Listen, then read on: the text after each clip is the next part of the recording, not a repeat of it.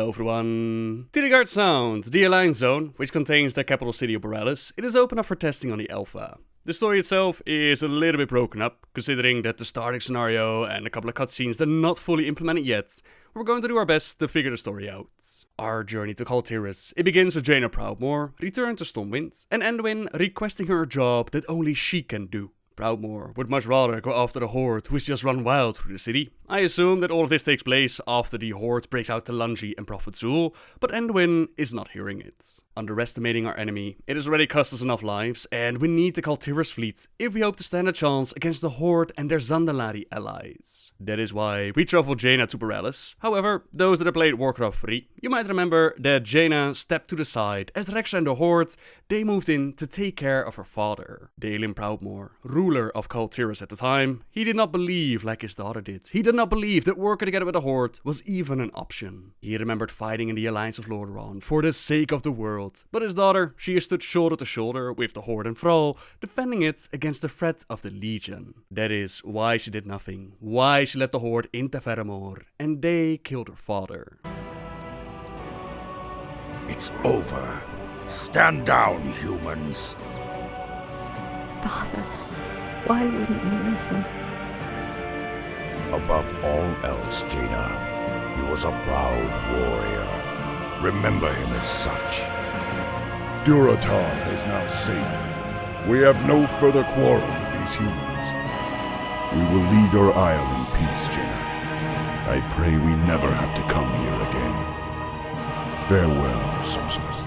Of course, her opinion on the Horde, it has changed quite a bit since then, but her mother Catherine Proudmoore, ruler of Tiragarde and in essence of Kul Tiras, she has not forgotten what her daughter has done. The scene is not implemented, but next thing we know, Catherine rejects Jaina and exiles her, while we're imprisoned within Tol Dagor. I assume that Priscilla Ashvane has something to do with that decision. She's been Catherine's trusted advisor and close friend for many years, even before they both lost their husbands at Proudmoore. In fact, a whole bunch of the people lost loved ones at Proudmoore, most likely why they're not so welcoming to the Alliance, and like I said, Jaina's exiled, and I imagine that we're going to track her down in that final zone that's not available for testing quite yet.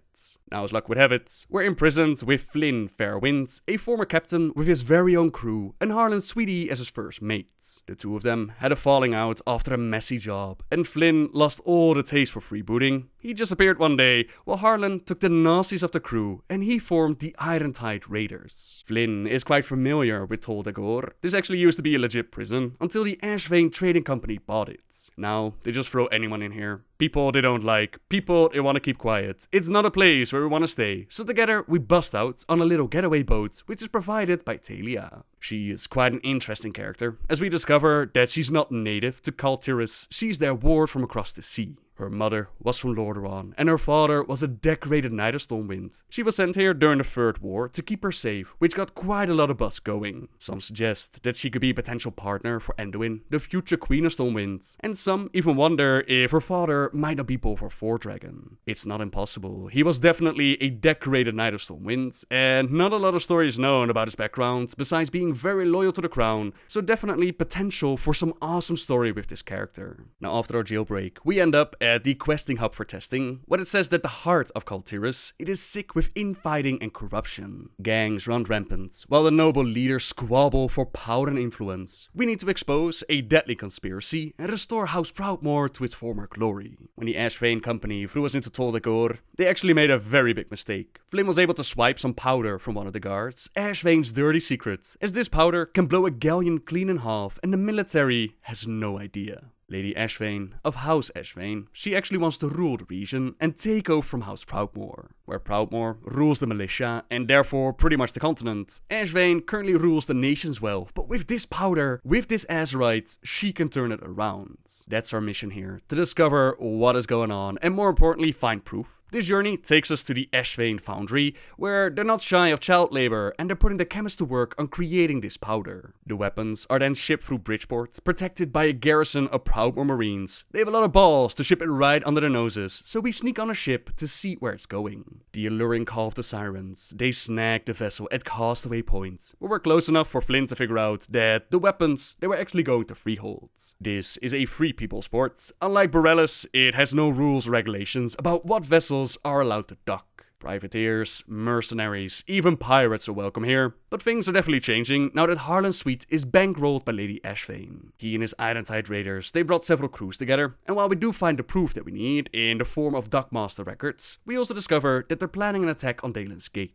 It has protected the Southern Channel for decades. If that gate falls, the pirate fleet can sail straight into Tiragarde Sound, and considering the amount of Azeroth that they have at their disposal, some help is in order. We arrive at Vigil Hill after the gate has already fallen. Now we do our best to help out and push them back, but unfortunately, the gate is truly lost. They are forced to evacuate, and Borealis, they should brave themselves for the possible contact with enemy vessels. This means that Ashvane has a lot to answer for, as together with Talia, we round up some of the Proudmoore guards and we confront her with the evidence at Unity Square. Talia steps up to accuse Lady Ashvane of being behind the attack. Don't you see, Catherine? Replacing you has been her plan all along. Catherine turns to Priscilla.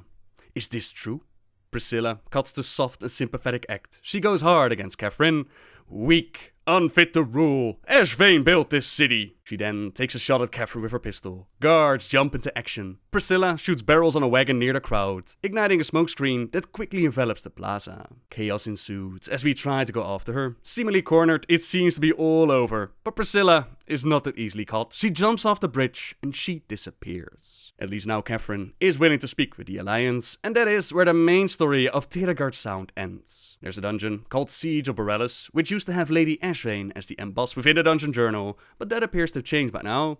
No datamine dialogue, it does suggest that the hunt isn't quite over yet, and Ashvane is not only working together with the pirates, she's also in league with Queen Azshara. We take care of the pirates within the dungeon freehold, while Ashvane seems to be similar to what's going on the Horde side, as in Prophet Zul with the power of the Black Empire, he's trying to seize the capital. Here we see Ashvane with the power of Azshara, and I suppose Azoth backing them up, also trying to do the same. There are of course more side quests going on, like we help out the lumber company with a witch problem. There's the Explorers League with the expedition. We save Eddie Norrington from Trogs, which leads to a really cool Darkmoon Fair-esque kind of area. At Angle Point, we get a taste of what's going on in Stormsong Valley, the next zone. We have Sea Priests, Kraken, and darkness beneath the waves. Of course, later this week, I'll definitely upload the full playthrough of the entire zone, and once the city is a bit more finished, I'll gladly make a video exploring what is going on. For now though, thank you very much for watching everyone. Subscribe if you like my videos, leave a like if you enjoyed this one, and until next time guys, see ya!